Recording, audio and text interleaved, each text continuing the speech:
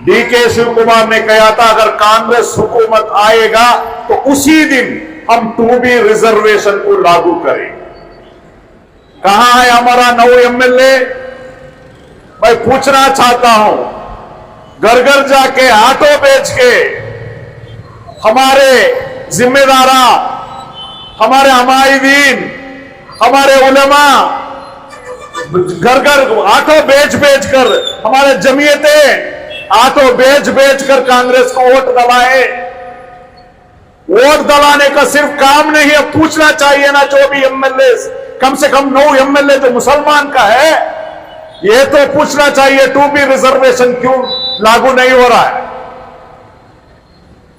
क्यों डीके शिव कुमार अपना बात को पालन नहीं करते?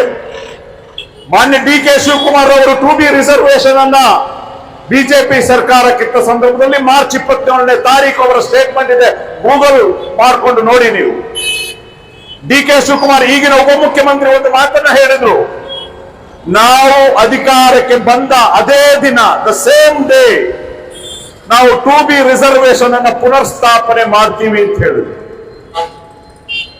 ಆದ್ರೆ ಇಲ್ಲಿವರೆಗೆ 4 ತಿಂಗಳಾಯ್ತು, 10ಕ್ಕಿಂತ ಹೆಚ್ಚು ಕ್ಯಾಬಿನೆಟ್ ಮೀಟಿಂಗ್ ಆಗಿದೆ. ಒಂದೇ ಕ್ಯಾಬಿನೆಟ್ ಮೀಟಿಂಗ್ ಅಲ್ಲಿ 2B ರಿಸರ್ವೇಶನ್ ಅಜೆಂಡಾ ಬರಲಿಲ್ಲ ಅಂದ್ರೆ ನಮ್ಮ 9 ಮುಸ್ಲಿಂ ಎಮ್ಮೆಗಳು ನಾಮರ್ದ್ರು ಅಂತ ಹೇಳ್ಬೇಕಾಗ್ತದೆ.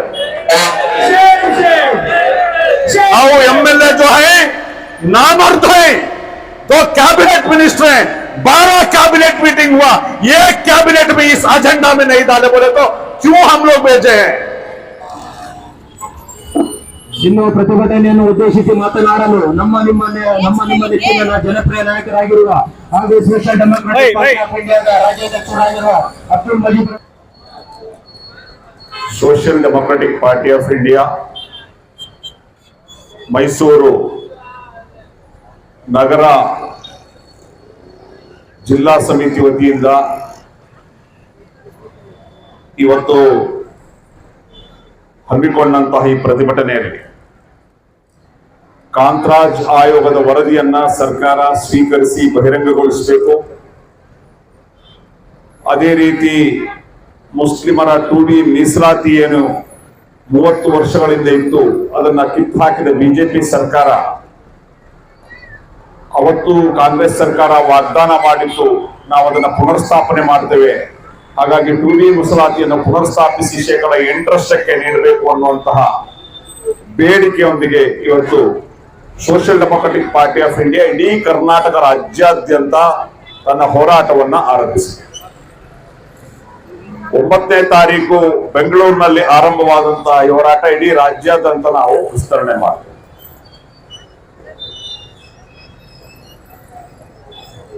कांग्रेस का हुकूमत आकर 4 महीना हो गया, कोई भी सरकार को अपना काम करने के लिए थोड़ा मौका तो देना पड़ता,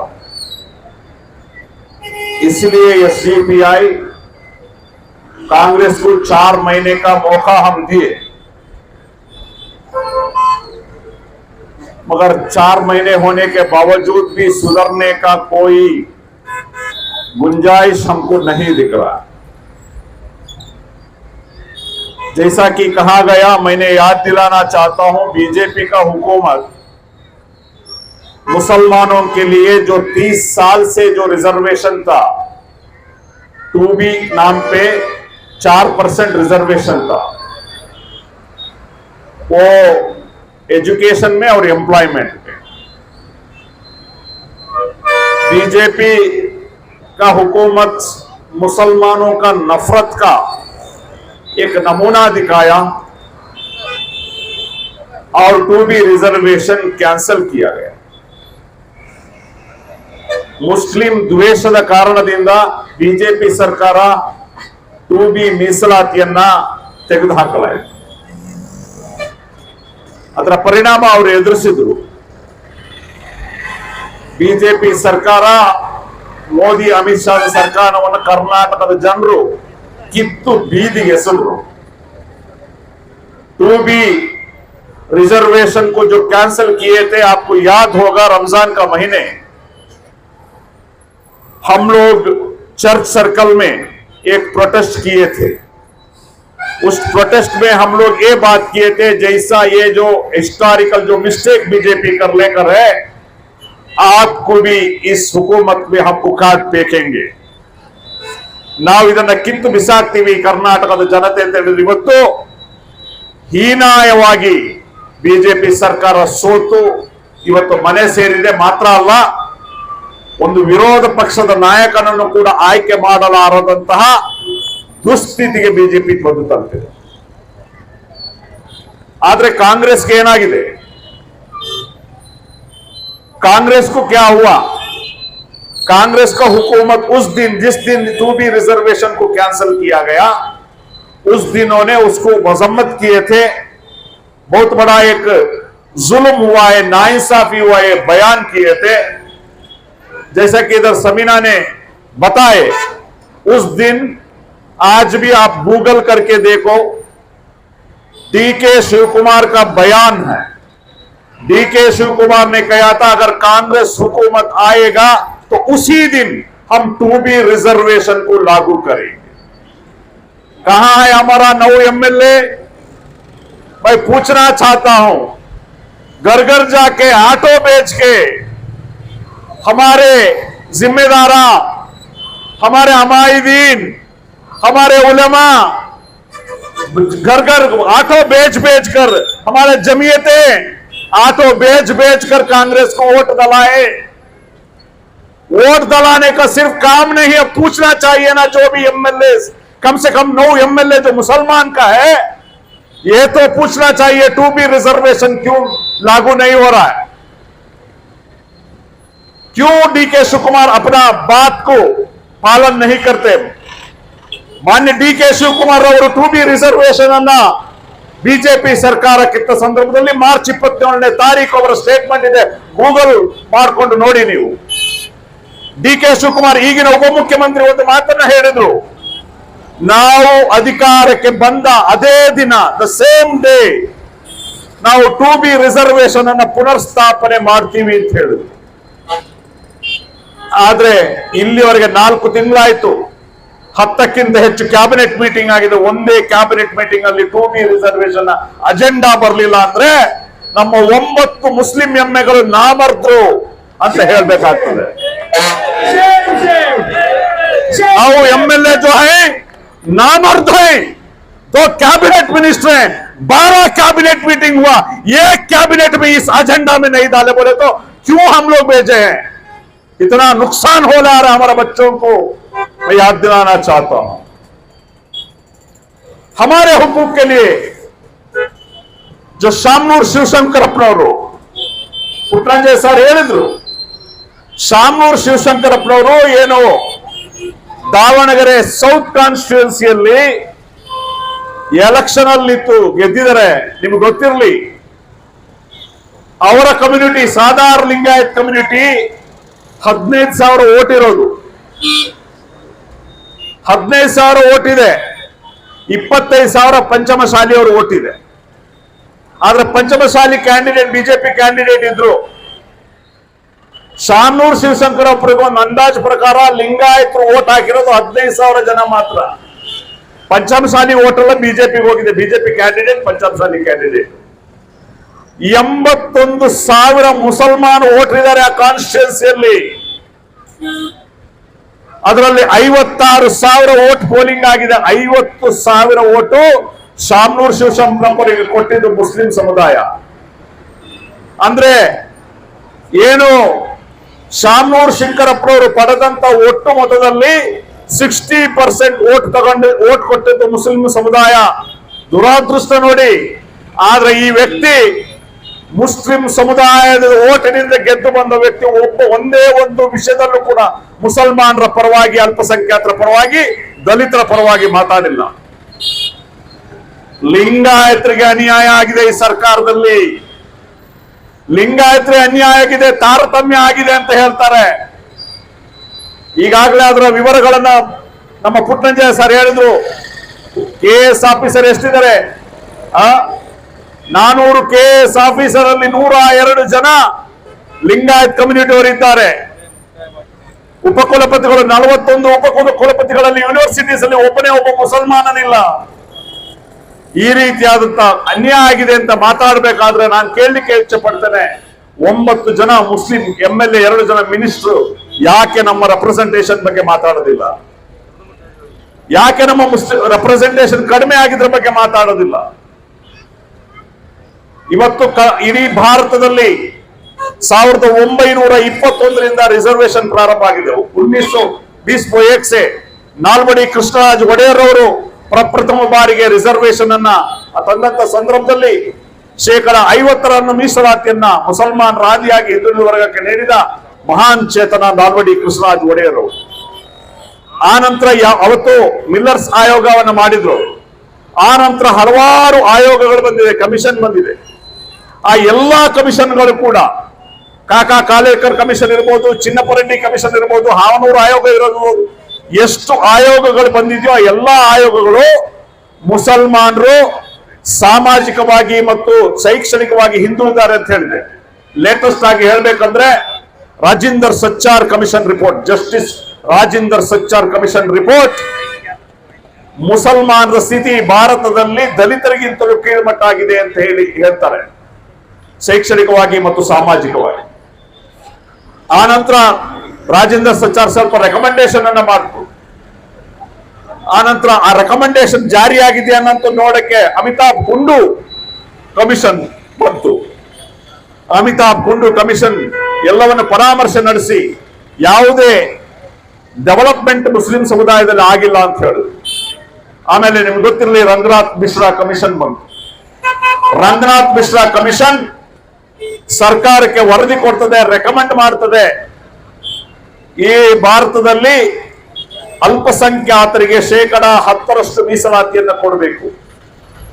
10% रिजर्वेशन माइनॉरिटीज को देना बोलकर रंगनाथ मिश्रा कमीशन बताता है.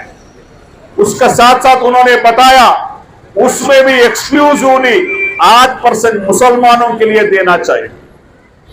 मगर अफसोस इस बात की है अब तक वो रिजर्वेशन नहीं, जो रिजर्वेशन है वो भी निकाला गया.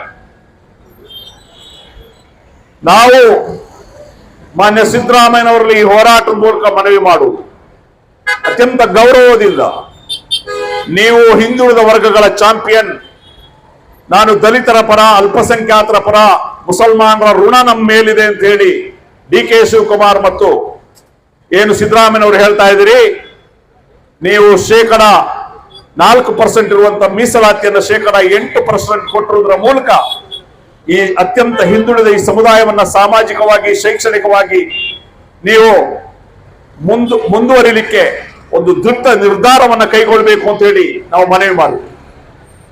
ಕೇಂದ್ರ ಸರ್ಕಾರ 10% ರಿಸರ್ವೇಶನ್ ಅನ್ನ ಎಕನಾಮಿಕ್ ವೀಕರ್ ಸೆಕ್ಷನ್ ಅಂತ ಹೇಳಿ ಕೊಡಲಾಯಿತು.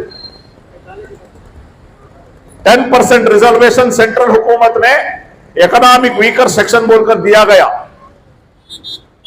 वो मैं बताना चाहता हूं, कर्नाटक में वो और एक रूल भी है उसमें,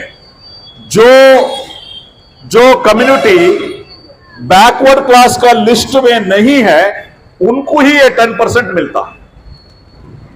जो बैकवर्ड क्लास, हालांकि कर्नाटका का जो बैकवर्ड क्लास का लिस्ट में तमाम लोग हैं, लिंगायत भी है, वक्कलिगा भाई, तमाम लोग हैं. कौन नहीं है बैकवर्ड क्लास लिस्ट में? ब्राह्मण नहीं है, वैश्या नहीं है, मूदलियार नहीं है. यानी कि इनका कुल मिलाकर इनका परसेंटेज 4% से ज्यादा नहीं. यानी कि इसका मतलब क्या है, 4% लोगों को कर्नाटका में 10% रिजर्वेशन मिलने का है.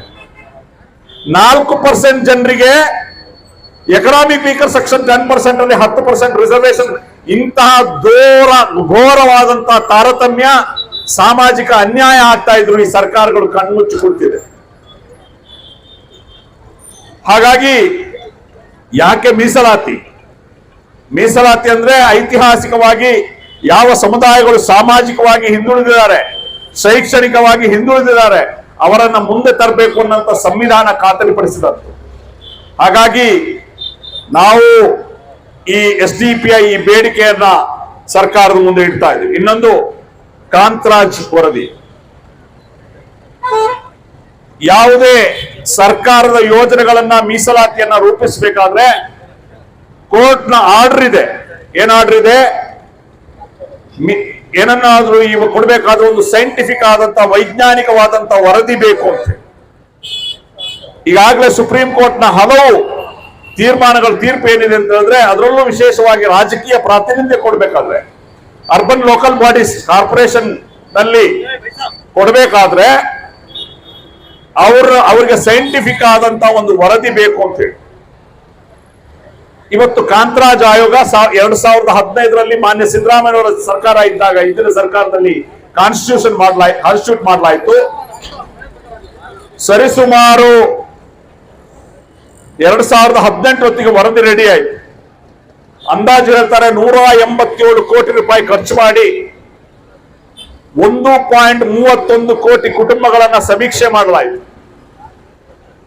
ಆ ಸಮೀಕ್ಷೆ ಸುಮಾರು 55 ಪ್ರಶ್ನೆಗಳಿರುವಂತಹ ಸಮೀಕ್ಷೆ ವರದಿ ರೆಡಿ ಆಯಿತು. ಅದನ್ನು ಡಿಜಿಟಲೈಸ್ ಕೂಡ ಮಾಡಲಾಯಿತು. ಆದ್ರೆ 2018ರ ಕೊನೆಯ ಹಂತದಲ್ಲಿ ಸಿದ್ದರಾಮಯ್ಯನವರ ಸರ್ಕಾರ ಅದನ್ನು ಸ್ವೀಕಾರ ಮಾಡಲಿಲ್ಲ. ಆ ನಂತರ ಕುಮಾರಸ್ವಾಮಿ ಅವರ ಸರ್ಕಾರ ಬಂತು, ಸಮ್ಮಿಶ್ರ ಸರ್ಕಾರ. ಇವತ್ತು ಸಿದ್ದರಾಮಯ್ಯನವರು ಕುಮಾರಸ್ವಾಮಿ ಅವ್ರ ಮೇಲೆ ಹೇಳ್ತಾರೆ, ಕುಮಾರಸ್ವಾಮಿ ಅವರು ಸಿದ್ದರಾಮಯ್ಯನವ್ರ ಮೇಲೆ. ನಾನು ಕೇಳಲಿಕ್ಕೆ ಇರ್ತೇನೆ, ಕುಮಾರಸ್ವಾಮಿ ಅವರು ಸ್ವೀಕಾರ ಮಾಡಲಿಲ್ಲ ಅಂತ ಹೇಳ್ತಿರಲ್ಲ ಸಿದ್ದರಾಮಯ್ಯನವರೇ, ನೀವು ಅವತ್ತು ಸಮ್ಮಿಶ್ರ ಸರ್ಕಾರದ ಸಮನ್ವಯ ಸಮಿತಿ ಏನಿದು ಅದರ ಅಧ್ಯಕ್ಷರಾಗಿದ್ದೀರಿ. ನೀವು ನಿಮ್ಮ ದಾಖಲೆಗಳನ್ನ ಬಹಿರಂಗಪಡಿಸಿ, ನಿಮ್ಮ ಸಮನ್ವಯ ಸಹಿತ ಮೀಟಿಂಗಿನ ಮಿನಿಟ್ಸ್ ಏನಿದೆ, ಅಜೆಂಡಾ ಏನಿದೆ, ಟರಾವ್ ಏನಿದೆ, ಸಾರ್ವಜನಿಕವಾಗಿ ನೀವು ಬಹಿರಂಗಗೊಳಿಸಿ ನಾನು ಮಾತಾಡಿದ್ದೇನೆ ಅಂತೇಳಿ. ಸಮನ್ವಯ ಸಮಿತಿ ಅಧ್ಯಕ್ಷರಾದ ಸಿದ್ದರಾಮಯ್ಯನವರು ಮಾತಾಡಿಲ್ಲ ಅಂತೇಳಿ ಕುಮಾರಸ್ವಾಮಿ ಅವರು ಹೇಳ್ತಾರೆ. ಅಥವಾ ನೀವು ಬಹಿರಂಗವಾಗಿ ಯಾವತ್ತಾದ್ರೂ ಸಮ್ಮಿಶ್ರ ಸರ್ಕಾರ ಇದ್ದಾಗ ಕುಮಾರಸ್ವಾಮಿ ಅವರಿಗೆ ನಾನು ಕೇಳ್ಕೊಂಡೆ, ಆ ವರದಿಯನ್ನು ಸ್ವೀಕಾರ ಮಾಡಿ ನೀವು ಅದನ್ನ ಬಹಿರಂಗಗೊಳಿಸಿಲ್ಲ ಅಂತ ಯಾಕೆ ಮಾತಾಡಿಲ್ಲ? ಅವತ್ತು ಹಿಂದುಳಿದ ಏನು ವರ್ಗದ ಮಿನಿಸ್ಟರ್ ಆಗಿದ್ದ ಪುಟ್ಟರಂಗ ಶೆಟ್ಟಿ ಅವರು ಹೇಳ್ತಾರೆ, ನಾನು ವರದಿಯನ್ನು ಬಿಡುಗಡೆ ಮಾಡ್ಲಿಕ್ಕೆ ಹೊರಟಾಗ ನನ್ನನ್ನು ಹೆದರಿಸಿದ್ರು. ಪುಟ್ಟರಂಗ ಶೆಟ್ಟಿ ಅವರು ಹೇಳ್ಬೇಕಾಗಿತ್ತು ಯಾರು ಹೆದರಿಸಿದ್ರು ಅಂತ ಹೇಳಿ. ಮೇಲ್ವರ್ಗದ ಒತ್ತಡದಿಂದ ಅದು ಬಹಿರಂಗಗೊಳ್ಳಿಲ್ಲ. ಆನಂತರ ಬಸವರಾಜ ಬೊಮ್ಮಾಯಿ ಅವರು ಅದರ ಬಹಿರಂಗಗೊಳಿಸಿಲ್ಲ. ಈಗ ನಿಮ್ಮ ಸರ್ಕಾರ ಬಂದು 4 ತಿಂಗಳಾಯ್ತು, ಯಾಕೆ ಇದನ್ನ ಬಹಿರಂಗಗೊಳಿಸ್ತಾ ಇಲ್ಲ? ನಿಮಗೆ ಗೊತ್ತಿರಲಿ, ಬಿಹಾರದಲ್ಲಿ ಜಾತಿ ಗಣತಿ ಕಳೆದ 15 ದಿವಸದ ಹಿಂದೆ ಬಿಡುಗಡೆ ಆಯಿತು. ಕೇವಲ 2 ವರ್ಷದಲ್ಲಿ ಅಲ್ಲಿನ 13 ಕೋಟಿ ಜನರ ಸಮೀಕ್ಷೆ ನಡೆಸಿ ಜಾತಿ ಗಣತಿಯನ್ನ ಬಿಡುಗಡೆ ಮಾಡಿದ್ರು, ಯೋಜನೆಗಳನ್ನು ರೂಪಿಸಿದ್ರು. ಅದರಿಂದ ಗೊತ್ತಾಯ್ತು ಬಿಹಾರದಲ್ಲಿ ಒಟ್ಟು ಜನಸಂಖ್ಯೆಯಲ್ಲಿ 85% ಜನ ಹಿಂದುಳಿದ ವರ್ಗದವರು ಮತ್ತು SC/ST. ಅದರಲ್ಲೂ ಅವರು 2 ಗುಂಪನ್ನ ಮಾಡಿದ್ದಾರೆ, ಹಿಂದುಳಿದ ವರ್ಗಗಳು ಮತ್ತು ಅತಿ ಹಿಂದುಳಿದ ವರ್ಗಗಳು ಅಂತ. 36% ಜನರು ಅತಿ ಹಿಂದುಳಿದ, ಮೋಸ್ಟ್ ಬ್ಯಾಕ್ವರ್ಡ್ ಅಂತ ಹೇಳಿ ಕ್ಯಾಟಗರೈಸ್ ಮಾಡಲಾಗಿದೆ. ಇವತ್ತು ನಾವು ಏನಾದ್ರೂ ಸಿದ್ದರಾಮಯ್ಯನವರ ಸರ್ಕಾರ ಬಂದ ತಕ್ಷಣ ಈ 1 ತಿಂಗಳ ಹಿಂದೆನಾದ್ರೂ ಏನಾದ್ರೂ ಕೂಡ ಈ ವರದಿಯನ್ನ ಬಹಿರಂಗಗೊಳಿಸಿದ್ರೆ, ಜಾತಿ ಗಣತಿದು ಭಾರತದಲ್ಲಿ ನಂಬರ್ 1 ರಾಜ್ಯ ಜಾತಿ ಗಣತಿ ಬಿಡುಗಡೆಗೊಳಿಸಿದ್ದು ಕರ್ನಾಟಕ ಅಂತ ಹೇಳಿ ಹೆಸರು ಬರ್ತಾ ಇತ್ತು. ಅದು ಬಿಹಾರಕ್ಕೆ ಹೋಯ್ತು. ಇವತ್ತು ಹೇಳ್ತಿದ್ದಾರೆ ಹಿಂದುಳಿದ ವರ್ಗದ ಆಯೋಗದ ಅವರು ಕೊಟ್ರೆ ನಾವು ಸ್ವೀಕಾರ ಮಾಡ್ತೀವಿ. ಈಗಾಗಲೇ ಜಯಪ್ರಕಾಶ್ ಹೆಗಡೆ ಅವರು ಹೇಳಿದ್ದಾರೆ, ಅದು ರೆಡಿ ಇದೆ, ಸರ್ಕಾರ ಕೇಳಿದ್ರೆ ಕೊಡ್ತೇವೆ ಅಂತ. ಆಯೋಗ ಸರ್ಕಾರಕ್ಕೆ ಹೇಳುವುದನ್ನು ನಿಲ್ಲಿಸಬೇಕು. ಮಾನ್ಯ ಸಿದ್ದರಾಮಯ್ಯನವರು ನಿಮಗೆ ಬದ್ಧತೆ ಇದ್ರೆ, ಈಗಾಗಲೇ ಕಾಂಗ್ರೆಸ್ ವರ್ಕಿಂಗ್ ಕಮಿಟಿ ಜಾತಿ ಗಣತಿ ಮಾಡಬೇಕು ಅಂತ ಹೇಳಿ ಇವತ್ತು ತೀರ್ಮಾನ ತೆಗೆದುಕೊಂಡಿದೆ. ಯಾಕಂದ್ರೆ 2024 ಚುನಾವಣೆ ಬರ್ತಾ ಇದೆ ಅನ್ನೋ ಕಾರಣ. 3-4 ರಾಜ್ಯದಲ್ಲಿ ನಿಮ್ಮ ಸರ್ಕಾರ ಇತ್ತಲ್ಲ, ಯಾಕೆ ನೀವು ಹಿಂದೆ ಮಾಡಲಿಲ್ಲ? ಇವತ್ತು ಬಿಹಾರ ಮಾಡಿದ ಮೇಲೆ ನಿಮ್ಗೆ ಯೋಚನೆ ಆಯ್ತಾ? ಸಿದ್ದರಾಮಯ್ಯನವರ ಸರ್ಕಾರಕ್ಕೆ ಹೇಳ್ಬೇಕಾಗಿತ್ತಲ್ಲ. ರಾಹುಲ್ ಗಾಂಧಿ ಅವರು ಟ್ವೀಟ್ ಮಾಡ್ತಾರೆ, ಬಿಹಾರದನ್ನ ವೆಲ್ಕಮ್ ಮಾಡ್ಕೊಂಡು ನೀವು ಹೇಳ್ಬೋದಿತ್ತಲ್ಲ ಸಿದ್ದರಾಮಯ್ಯನವರಿಗೆ, ನೀವು ಇದನ್ನ ಅಕ್ಸೆಪ್ಟ್ ಮಾಡಿ ಅಂತಲ್ಲಿ ಯಾಕೆ ಹೇಳಲಿಲ್ಲ? ಹಾಗಾಗಿ ಇವತ್ತು ಸಿದ್ದರಾಮಯ್ಯನವರು ನಿಮಗೆ ಬದ್ಧತೆ ಇದ್ರೆ ತಕ್ಷಣ ನೀವು ಹಿಂದುಳಿದ ವರ್ಗದ ಆಯೋಗಕ್ಕೆ ಪತ್ರ ಬರಿಬೇಕು. ಬಾಯಿ ಮಾತಲ್ಲಿ ನಾನು ಹೇಳಿದ್ದೀನಿ ಅಂತಲ್ಲ, ಅದನ್ನ ಪ್ರೆಸ್ ಮುಂದೆ ತಗೊಂಬನ್ನಿ, ನೀವು ಮೀಡಿಯಾ ಮುಂದೆ ತಗೊಂಬನ್ನಿ, ನಿಮ್ಮ ಪತ್ರ ಬರಲಿ. ನೀವು ಹಿಂದುಳಿದ ವರ್ಗ ಆಯೋಗಕ್ಕೆ ಪತ್ರ ಬರೆದಿದ್ದ ಆ ವರದಿಯನ್ನ ಸಲ್ಲಿಸಿ ಅಂತೇಳಿ ಮಾನ್ಯ ಸಿದ್ದರಾಮಯ್ಯನವರು ಪತ್ರ ಬರೆದಿದ್ದನ್ನ ನೀವು ಸಾರ್ವಜನಿಕಗೊಳಿಸಿ. ಬದಲು ಆಯೋಗದ ಜಯಪ್ರಕಾಶ್ ಹೆಗಡೆ ಅವರು ಹೇಳಿಕೆ ಕೊಡುವುದನ್ನು ಬಿಟ್ಟು ಸರ್ಕಾರಕ್ಕೆ ಒಂದು ಪತ್ರ ಬರೀಲಿ. ನಮ್ಮ ಏನು ರಿಪೋರ್ಟ್ ಇದೆ, ರೆಡಿ ಇದೆ, ನಾವು ಅಕ್ಸೆಪ್ಟ್ ಮಾಡಕ್ಕೆ ರೆಡಿ ಇದೀವಿ, ನಮಗೆ ಡೇಟ್ ಕೊಡಿ, ನಮಗೆ ಟೈಮ್ ಕೊಡಿ ಅಂತ ಹೇಳಿ ಬಹಿರಂಗವಾಗಿ ಅದನ್ನ ಬಹಿರಂಗಗೊಳಿಸಿ. ಈ ಕಣ್ಣ ಮುಚ್ಚಾಲೆ ಆಟ ಇದೆಯಲ್ಲ, ಈ ಕಣ್ಣ ಮುಚ್ಚಾಲೆ ಆಟ ಕರ್ನಾಟಕದ ರಾಜ್ಯದ ಜನತೆ ಮುಂದೆ ನಡೆಯುವುದಿಲ್ಲ. ಕಾಂತರಾಜ್ ಆಯೋಗ 55 ಪ್ರಶ್ನೆಯನ್ನು ಕೇಳಿದ್ರೆ ನಾನು ಹೇಳ್ತಾ ಇದ್ದೆ ಪೊಲಿಟಿಕಲ್ ರೆಪ್ರೆಸೆಂಟೇಷನ್ ಬಗ್ಗೆ. ಸುಪ್ರೀಂ ಕೋರ್ಟ್ ಸ್ಪಷ್ಟವಾದಂತಹ ಆರ್ಡರ್ ಇದೆ. लोकल बॉडीज ನಲ್ಲಿ पॉलिटिकल रिप्रेजेंटेशन ಕೊಡಬೇಕಾದ್ರೆ लोकल बॉडी में जो भी इलेक्शंस में अगर पॉलिटिकल रिजर्वेशन देना है तो एक साइंटिफिक कमीशन रिपोर्ट होना बोलकर सुप्रीम कोर्ट का ऑर्डर है. जो भी रिजर्वेशन के बारे में सुप्रीम कोर्ट को गए वहां से वो रिप्लाई आया, मध्य प्रदेश का वापस आया, महाराष्ट्र का वापस आया. तो यह जो कांतराज कमीशन रिपोर्ट है, इस पॉलिटिकल रिप्रेजेंटेशन के बारे में तमाम रिपोर्ट भी इसमें रेडी है. तो इधर पॉलिटिकल रिजर्वेशन देना है, एजुकेशन, इकोनॉमिक रिजर्वेशन, जो भी रिजर्वेशन देना है, तो एक बेस्ट रेमेडी है कांतराज कमीशन रिपोर्ट. इस कांतराज कमीशन रिपोर्ट को एक्सेप्ट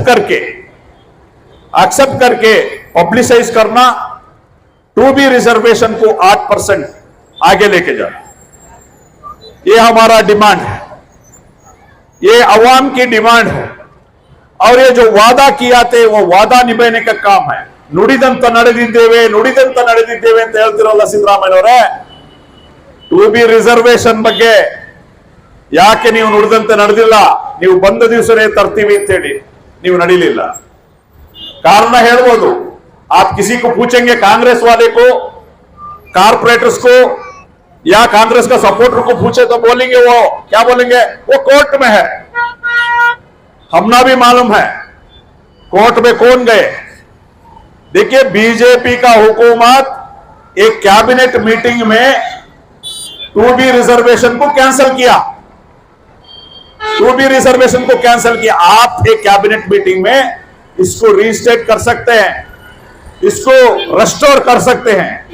आप रेस्टोर करेंगे तो कोर्ट को जो भी गया वो कोर्ट का उनका जो एप्लीकेशन वो वापस ले लेंगे. इतना ही है टेक्निकल. आपका जो एफिडेविट वो आप भी वापस लेना है, बस इतना ही काम है. कोर्ट का बहाना मत बोलो. जो एंटी कन्वर्जन बिल ये था, मीडिया वाले जरा सुनना, आपका कांग्रेस वाले को पूछेंगे तो बोलेंगे वो कोर्ट में है भाई, बोलो पूछना उनको. जो एंटी कन्वर्जन जो बिल था वो भी कोर्ट में था, वो कैबिनेट मीटिंग में वापस लिया गया. तो कोर्ट में हम ही गए थे, एसडीपीए गए थे, एंटी कन्वर्जन का बिल का खिलाफ हम गए थे. तो कोर्ट का बहाना मत बोलो. कैबिनेट मीटिंग में आप पास कर सकते हैं. कोर्ट को जो भी गया रेस्टोर होगा तो वो वापस ले लेंगे. ನ್ಯಾಚುರಲ್ ಬಗ್ಗೆ ಮಾತಾಡ್ತಾರೆ. ಅಲ್ಪಸಂಖ್ಯಾತರ 2B ಮೀಸಲಾತಿಯನ್ನ ಪುನರ್ಸ್ಥಾಪನೆ ಮಾಡಿದ್ರೆ ಬಿಜೆಪಿ ಐಟಿ ಸೆಲ್ ನಿಮ್ಮನ್ನ ಏನು ಗುರಿಪಡಿಸ್ತಾರೆ, ಮೈನಾರಿಟಿ ಅಪೀಸ್ಮೆಂಟ್ ಅಂತ ಹೇಳ್ತಾರೆ ಅಂತ ಹೆದರಿ ನೀವು ಇದನ್ನ ಮಾಡ್ತಾ ಇಲ್ಲ ಅನ್ನೋದು ನಮಗೆ ಸ್ಪಷ್ಟವಾಗಿ ಗೊತ್ತಿದೆ. ಈ ನಯವಂಚಕತನವನ್ನ ಬಿಡಬೇಕು. ನಿಮಗೆ ಬದ್ಧತೆ ಇದ್ರೆ, ಸಾಮಾಜಿಕ ಕಾಳಜಿ ಇದ್ರೆ, ಅಲ್ಪಸಂಖ್ಯಾತರ ಋಣ ತೀರಿಸಬೇಕಿದ್ರೆ ಇದನ್ನ ನೀವು ಮಾಡಬೇಕು. ಹಿಂದುಳಿದ ವರ್ಗದ ಮೇಲೆ, ದಲಿತರ ಮೇಲೆ ನೀವು ಪ್ರೀತಿ ಇದ್ರೆ ನೀವು ಇದನ್ನ ಬಹಿರಂಗಗೊಳಿಸಬೇಕು. ಇದು ಯಾಕೆ ಬಹಿರಂಗಗೊಳಿಸ್ತಾ ಇಲ್ಲ? ನಾನು ಕೊನೆಗೊಳಿಸ್ತೇನೆ. क्यों ये नहीं लागू कर रहे, ये जानना बहुत जरूरी है. आपको मालूम होगा जो मंडल कमीशन जो आया सेंट्रल में, बहुत लंबा एहतजाज चला. लंबा एहतजाज चल के बहुत बड़ा एक एहतजाज चलने के बाद मंडल का जो कमीशन काम करने ही छोड़े नहीं, बहुत एहतजाज हुआ. उसके बाद मंडल कमीशन का रिपोर्ट बाहर आया तो उसमें सबसे ज्यादा लोग बैकवर्ड है बोलकर आया. वो मंडल कमीशन का वो मूवमेंट का बाद नॉर्थ में बैकवर्ड क्लासेस से पॉलिटिक्स में ऊपर आए. जैसा कि इधर बताया गया, लालू प्रसाद यादव, यादवों का पार्टी बनी, उधर लालू प्रसाद यादव मुख्यमंत्री बने। उत्तर प्रदेश में मुलायम सिंह यादव, यादवों का पार्टी, जो समाजवादी पार्टी, यानी बैकवर्ड क्लासेस का पॉलिटिक्स ऊपर आया। तब तक क्या, जो भी पॉलिटिकल पार्टी जो करते थे अपर कास्ट वाले करते थे, बैकवर्ड क्लासेस का पॉलिटिक्स ऊपर आया। यहां देवेगौड़ा जी भी वैसा है। यानी कि ये अगर बाहर आ जाएगा तो आपको मालूम है दलित नंबर 1 है, 1 करोड़ 8 लाख, मुसलमान 90 लाख, शेड्यूल्ड ट्राइब 47 लाख। यानी कि इतना बड़ा जो आबादी है, वो आबादी का उस मुताबिक उनका राइट पूछेंगे, सीएम का पोस्ट पूछेंगे। क्योंकि अभी तक कर्नाटक में आजादी के बाद एक भी दलित मुख्यमंत्री नहीं बना, एक भी मुसलमान मुख्यमंत्री बना, डीसीएम भी नहीं दिया। ये बात सीएम तो छोड़ो, डीसीएम भी नहीं दिया। कैबिनेट मीटिंग सिर्फ 2 दिए मुसलमानों के। हालांकि 92% वोट मुसलमानों ने दिया। जो कांग्रेस जो वोट लिया उसमें 30% वोट मुसलमानों का है, 30% वोट एससी का, यानी एससी एसटी कम्युनिटी और मुसलमान मिलकर 60% वोट जो टोटल कांग्रेस लिया उसमें 60% वोट इनका है। उसके बावजूद भी इनको रिप्रेजेंटेटिव देने में, मिनिस्ट्री देने में, कम से कम डीसीएम करने में नहीं करे। तो ये तमाम चीजें हैं।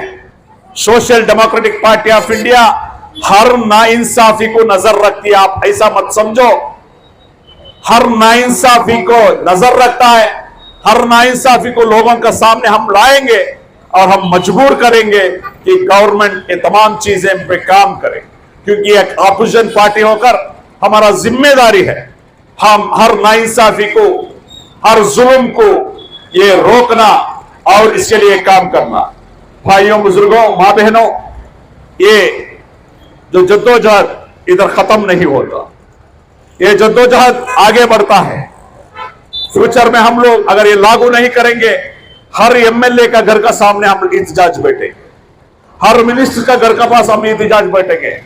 जब तक हमारा जो राइटफुल डिमांड्स है, कॉन्स्टिट्यूशनल डिमांड्स है, ये कॉन्स्टिट्यूशनल डिमांड्स लागू नहीं करेंगे तब कब हमारा एहतजाज जाते होंगे। देखिए एक क्या कमिटमेंट देखिए, बिहार के सरकार जो नीतीश यादव का जो कम्युनिटी सिर्फ 2.87% रहने के बावजूद भी वो कैश सेंसस करे और उसको एक्सेप्ट करे और उसको पब्लिसाइज भी करे, उसका मुताबिक वो लोग उनका प्रोग्राम भी करने करें, डेवलपमेंट प्रोग्राम। तो आज ಇವತ್ತು ಈ ನಮ್ಮ ಹೋರಾಟದ ಮೂಲಕ ಸರ್ಕಾರಕ್ಕೆ ಮತ್ತೊಮ್ಮೆ ನಾವು ಆಗ್ರಹ ಪಡಿಸೋದೇನೆಂದ್ರೆ ಕಾಂತರಾಜ್ ವರದಿಯನ್ನು ಆದಷ್ಟು ಶೀಘ್ರ ಅಕ್ಸೆಪ್ಟ್ ಮಾಡಿ ಸಾರ್ವಜನಿಕಗೊಳಿಸಬೇಕು, 2B ಮೀಸಲಾತಿಯನ್ನು ಪುನಃಸ್ಥಾಪಿಸಿ 8%ಗೆ ಏರಿಸಬೇಕು ಅನ್ನುವಂತ ಆಗ್ರಹವನ್ನ ಈ ಒಂದು ಕಾಂಗ್ರೆಸ್ ಸರ್ಕಾರಕ್ಕೆ ಮಾಡ್ತಾ ಇದ್ದೇವೆ ನಮ್ಮ ಈ ಹೋರಾಟದ ಮೂಲಕ। ನಮ್ಮ ಹೋರಾಟ ಎಲ್ಲಿವರೆಗೆ ಇದು ಅವರು ಜಾರಿಗೆ ತರುವುದಿಲ್ಲ ಅಲ್ಲಿವರೆಗೆ ಮುಂದುವರಿಯುತ್ತದೆ ಅಂತ ಹೇಳ್ತಾ ನನ್ನ ಮಾತನ್ನು ಮುಗಿಸ್ತೇನೆ। ಜೈ ಹಿಂದ್, ಜೈ ಕರ್ನಾಟಕ, ಜೈ SDPA। ಹಿಂದಿನ ಬಿಜೆಪಿ ಸರ್ಕಾರವು ಮುಸಲ್ಮಾನರಿಗೆ ಮಾಡಿದಂತಹ